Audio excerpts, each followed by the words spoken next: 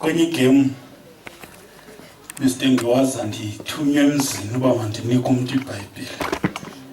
siyikwayari kanje ndimnike ikhaya likhomba umuntu ongubhuti ndikhunjuzwa yonto le nto bandiyithethe namhlanje athi bandimnike ndaske kwakungcwatywa umuntu ongumama kungumama wakhe ngoku ndaske ndathi xa sendigqibezela intotho yam bandiphuma ndithi niyabona ke uba ngabe umama ukuthi xa umkhapha kukho imoto wabo uba ngabe ukuthi xa umkhapha ujike ecakwendlu xa isiye ecaweni ngoku lithuba loba ungajiki indawo ungene ngaphakathi kungomgqibelo ncwatywa kufanele ngomvulo lwesithathu ndadibana naye apha ngaseBingo wamisa imoto wathi yandoda wawundibone phi ndikhapha umama ndijike endleleni ndingangena ecaweni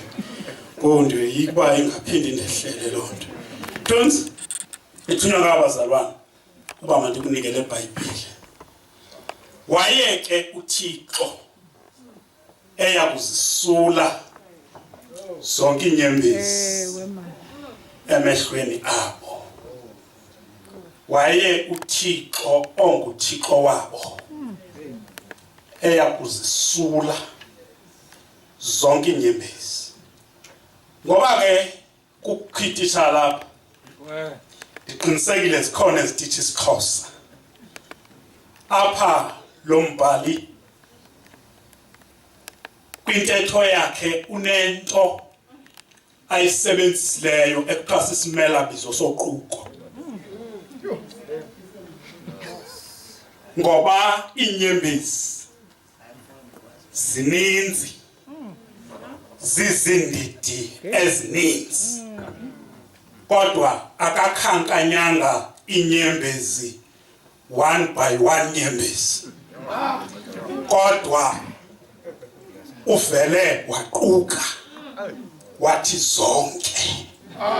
ezisemehlweni abo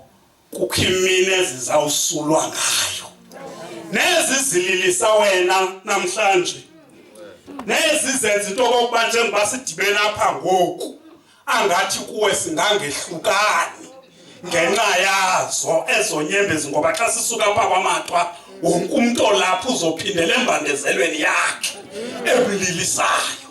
bantwana bakaThixo zinemini ezibekelwe yona apho zizawusulwa khona apho lo mpostile athi akusayi kubakho sikhalo nasizwili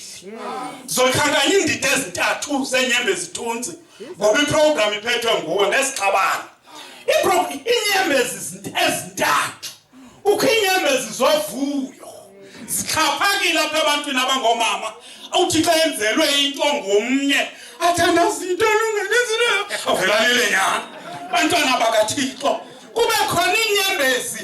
ezililwa ngumuntu ezizovuyo zihamba nalo neqhinga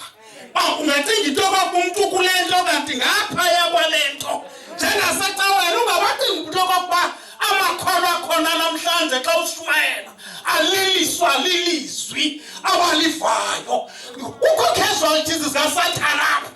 bantwana bakaThixo ekungathi belila nje kanti bakucelile umthofu bantwana bakaThixo inyembezi zesibini ziphuma xa umuntu esivinhlungu bantwana bakabaho mandikhaleze ndibalole sithathu dithi ndingekasiywa lixesha ezesithathu zinyembezi zasekitchen ewe usenoba kubasiwe umuntu uflila kuba edliwa ngumzi amadoda ke kwalocala kuxhaphakile ngakuwo ngoba unkabi basiqinisa nobina bayivumi ugathi icala umsi oyanga kulo ukwenzela into ngoba bathi abantwana besithi uTata uyalila athi andilili mntana mpoko ndifango ngumsi bantwana bakaThixo ewe wayoThixo eyakuzisula zonke inyembezi emehlweni abo kulamakhithi ke amakhumtha isenoba alile umuntu kulamakhithi anetiles mamumthula aliliswe kukuba mhlawumbi ube nqunqitswele ube indoda yakhe kufutshane omkayimthanda kakhulu xa epheka imbonelila uqhawuka inxoko phakathi itata uqowele ubona nendoda nayo sayilile ibhekisela somfazini ayeke anyanisa beyikela umfazi athi wena ke uliliswa intoni athi ndibona wena ulila bantwana bakaThixo waye uThixo anguThixo kubo ayawusisula inyembezi yethathonkolithetha akuyalele semhlabeni bebalile inyembezi bebanezelo sisilimbo usathane ngabayekanga ukwabandezela sasanyembezi sesulwa nguYesu efika uMarta noDadu wabo bekhilana eBhetheli besithi inkosi ubukho angengafanga umntakwethu wathi hlalane phansi wabesula inyembezi into esibetha uTata uMgoduka ngoku sililiswa ngabantu namhlanje abazophinda basithuthuzele kusasa yona lento isenza silile singathuli uqinba nawe na khona kwathi ucingo luhlikile utsibane ezimethiyo wakubundilile sisolo uyandithuthuzela ngoku enkosi